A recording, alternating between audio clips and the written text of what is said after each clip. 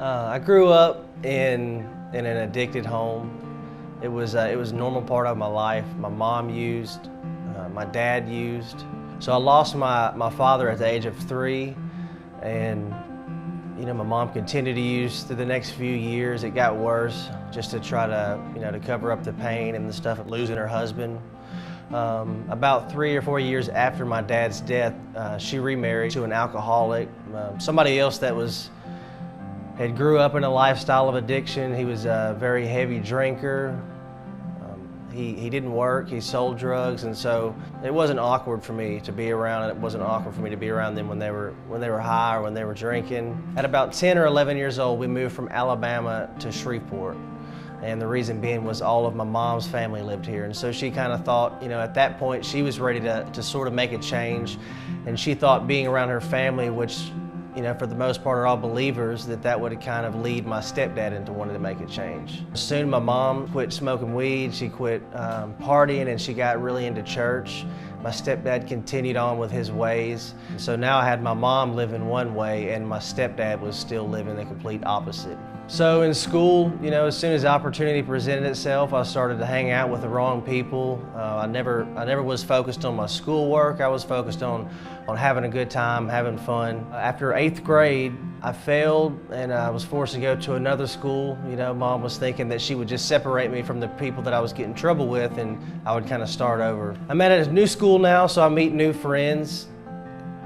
Same kind of friends that I had at my old school. So I start using, I start smoking weed and occasionally drinking, maybe once a month, if that. My big thing was smoking weed. I liked the way it made me feel then. I liked the escape that it gave me from my home life. And it wasn't long before I got caught by my mom. So I made it through about 3 months of high school and dropped out. I started hanging out with older people that weren't in school, so I started getting more and more trouble. I started working. At the age of 17, I was kicked out of Mom's house. I was working for a guy. He was letting me rent a little camper trailer out from him. And at that time was when I started experimenting with cocaine and wasn't showing up to work.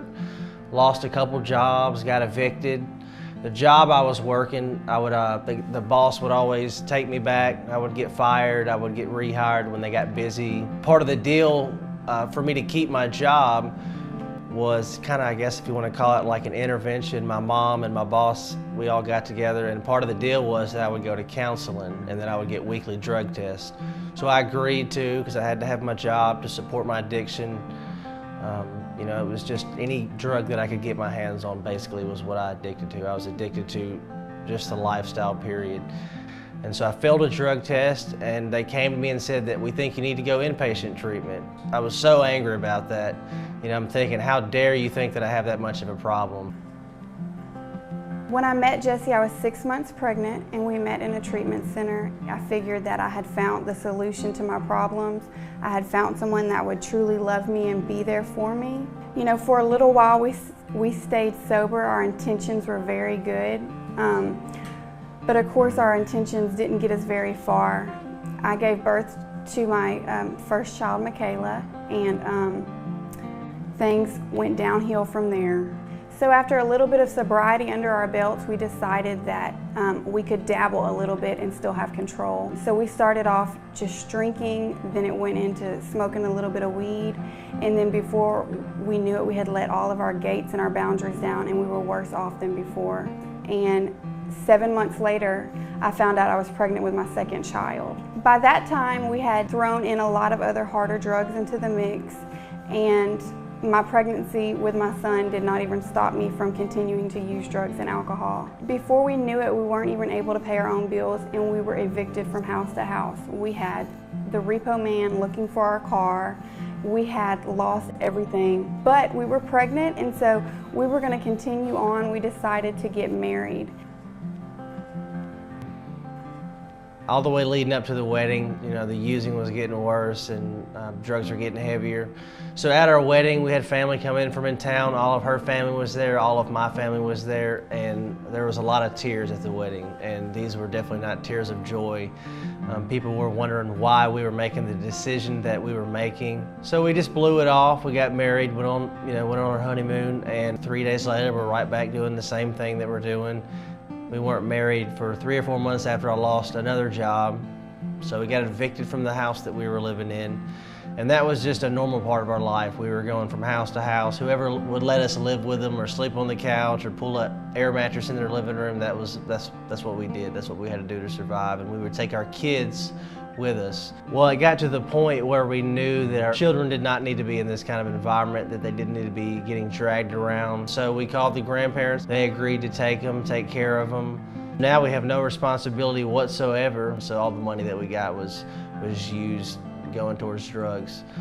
We were fighting more. She left, went back with her dad when we ran out of money, and I went back with my mom, and from that point it was almost a good year before we even had contact again. I got placed at a job where I met a guy that was a believer, and he started sharing me pieces of his testimony. As I started listening and I started seeing the joy that he had, it really made me realize and question my own life and question where I was and what I was doing with my own life. Just the simple fact that I was a father and had no love or no compassion for my own son when I held him was just became heartbreaking to me.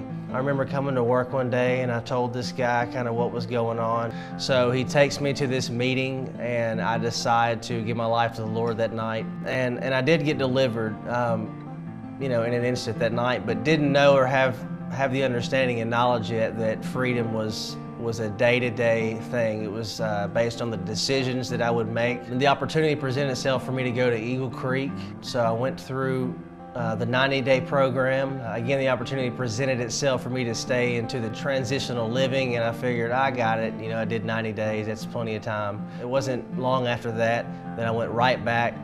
And again, it's because I didn't cut off people that need to be cut off. I still had compromise in my life. I realized again, okay, I've got to go back. And this time I was ready to stay as long as I had to stay. I was ready to give up whatever I had to give up. After the program, I stayed in transitional living. I had to learn how to work. I had to learn how to pay bills, and that's what's so great about the program. It gives you accountability, gives you responsibility. It teaches you how to be an adult, because when you grow up in that lifestyle, you never get a chance to grow up properly. While I was there, my wife was in a different program that was faith-based. I had been praying and believing for that all along, and it was really cool because God was restoring her mind, and He was restoring my mind. I just want to personally thank everybody that gets involved and that helps give and that helps make a way for people that don't have a way to go into the program, because I was one of those people that did not have the money. My family didn't have the money, and it's just so important that we have people like you. I just want to say that I appreciate all the seed that was sown to make this place possible.